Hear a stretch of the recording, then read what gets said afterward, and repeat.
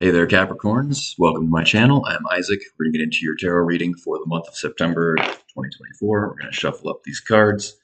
Uh, these readings tend to focus around things like spiritual development, spiritual evolution, transcending the ego, and all that kind of stuff. So if you're looking for love readings and twin flame soulmate stuff, you probably won't find it here. So just fair warning. If you're into that, there's plenty of that out there already. So let's see what we've got for you. All right, Four of Wands. Good way to start off the reading. The Prince of Pentacles or Knight of Pentacles, same thing. The Hanged Man. Ten of Swords. Five of Swords. Queen of Pentacles. And also Six of Wands and Queen of Wands. Okay, so it's very positive on the surface. So you're kind of going through a process here of, what it really boils down to is embracing your own sense of self-worth. Maybe through some kind of action, something that you do that you enjoy. The Four of Wands tends to represent love in motion. So it's usually a thing that you do, something that you love to do. It can be relationships, it can be a partner. So maybe if you've gotten into a new relationship, it can be, I know I said I don't do love readings, but if it comes up, it comes up. If you did like happen to get into a new relationship, or if there's some kind of new passion project or hobby that you're into, it's got you feeling really good about yourself and feeling like a deep sense of value and self-worth, which is positive, but there is kind of a dark side to this because it's coming from something else.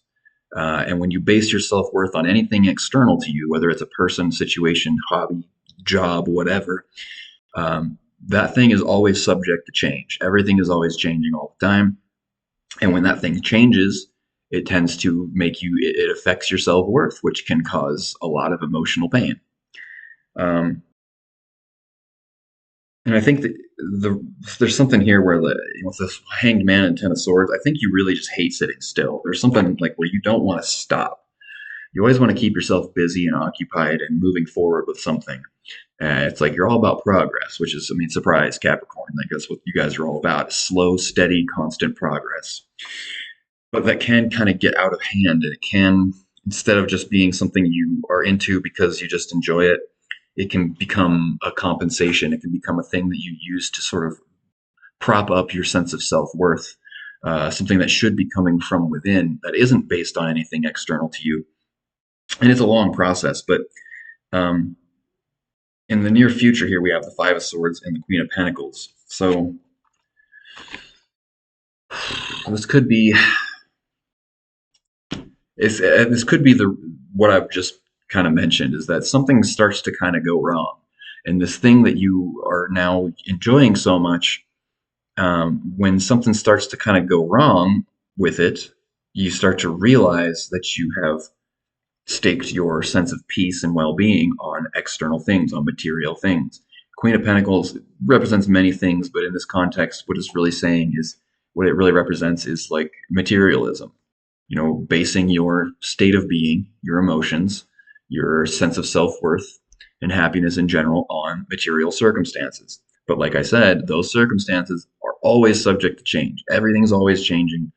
And you're kind of entering into a phase where when you start to put too much stock, too much of your own self-value, and assign too much of that to a thing outside of you, the universe is going to start messing with that thing. And if you're gripping onto it, it's going to shake your grip until you have to let it go. So you're kind of being forced a little bit into deepening this sense of self-value in a healthy way. And I don't mean self-value like, oh, I love myself, looking in the mirror and saying positive affirmations. I mean recognizing your inherent value as a being of consciousness. It's just based on nothing more than the fact that you exist. Because if you exist, you were meant to exist and you deserve to exist. And at its core, when we really talk about self-worth, it's like, okay, well, what are you talking about? What are you supposed to be worthy of? What is it, this question of worth? What am I supposed to be worthy of? What it really boils down to is a feeling of feeling worthy of existing itself, of existence.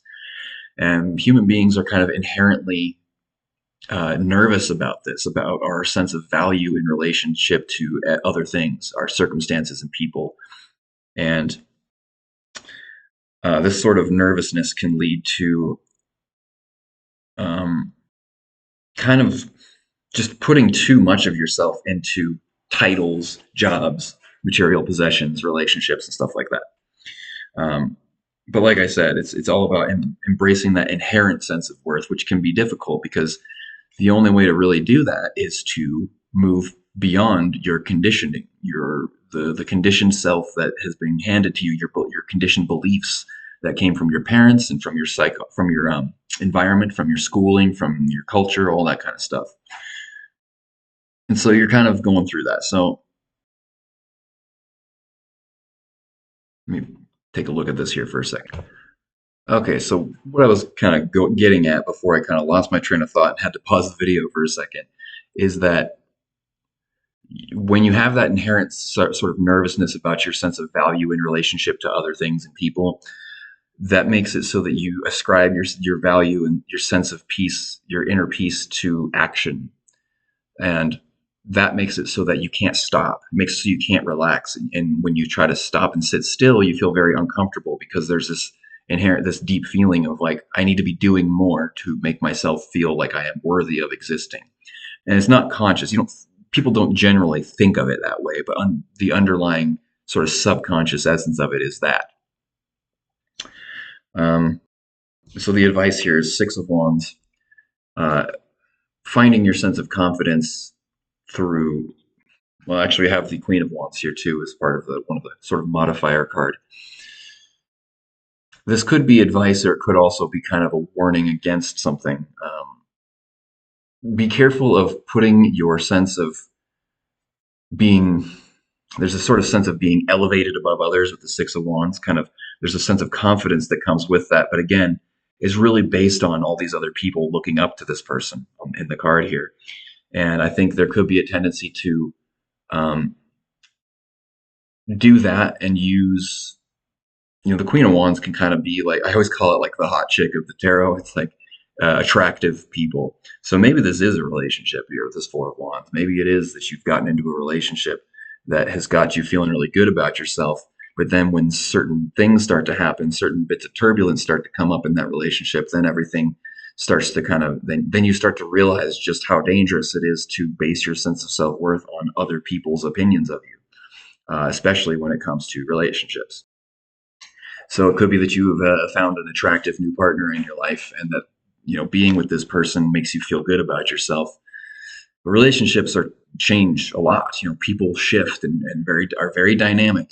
And when you are using that relationship to give you a sense of feeling special, which kind of is what the Six of Wands kind of is somebody kind of, this guy kind of has this look on his face like, yes, I am superior, aren't I? Look at me and my horse and my accomplishments, aren't I something? When you start feeling like that because you have a relationship and you kind of get past the honeymoon phase and things start to calm down, you start to kind of realize, oh, this is still just a regular person who has shifting and dynamic emotions, and they have their own problems and issues themselves. That sense of specialness can come crumbling down, and it can be very upsetting. Now, it's not to say that like it's going to be anything terrible. This Five of Swords is kind of in the future here. It could be just something minor that just kind of points this out to you, where you kind of catch yourself and start realizing that you've put a little too much into this idea of like this relationship or this thing that you're doing, making you happy, being the thing that's like, oh, finally I've arrived and I'm good enough. Um, and even if nothing goes really wrong in the relationship, eventually things kind of level out. You kind of get used to each other, and you kind of are left with the way you felt before you got in the relationship anyways. Once the first 3, 4, 5 months goes by and you're used to each other and it's no longer a new exciting thing and you kind of know each other, the original state of being you had before you met that person starts to resurface in both of you.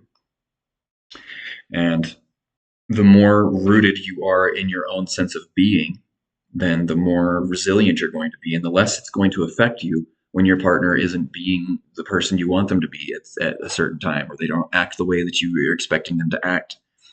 Um, you know, So just be careful not to put too much pressure on, a partner or a job or whatever to be the thing that makes you feel worthy of existence. So let's pull just a couple more cards and see what else comes out here. Okay.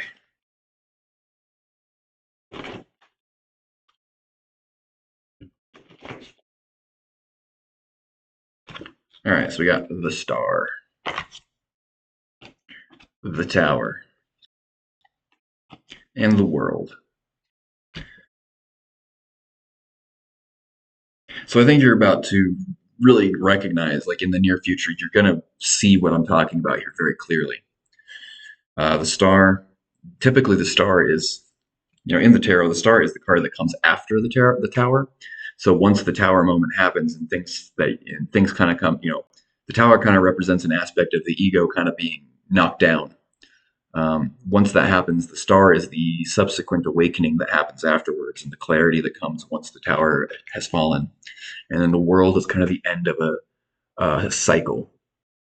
So this may have been something you've experienced before in the past, and but this time, whatever it is that actually ultimately ends up happening in this situation, whether it's a breakup or if it's just some minor turbulence, whatever the actual situation is, it's gonna bring with it a realization of what I've been talking about here, and through that realization, you'll see how dangerous it is to prop yourself up in that way, and how easy it is for things to change. And through seeing that, you kind of stop doing it and no longer have to go through this cycle. Because if this is happening now, chances are this has happened to you in the past as well. Maybe you just didn't quite recognize it yet. But now you've heard it and you can't unhear it. So whether you like it or not, you've already heard it. So I've done my job. So if you enjoy these readings, send me a message. All my information is down in the description below. Hit the like and subscribe button, notifications if you want to see more of these videos in the future. I did a series of astrological readings already on my channel, so you can go check those out as well. And until next time, take care.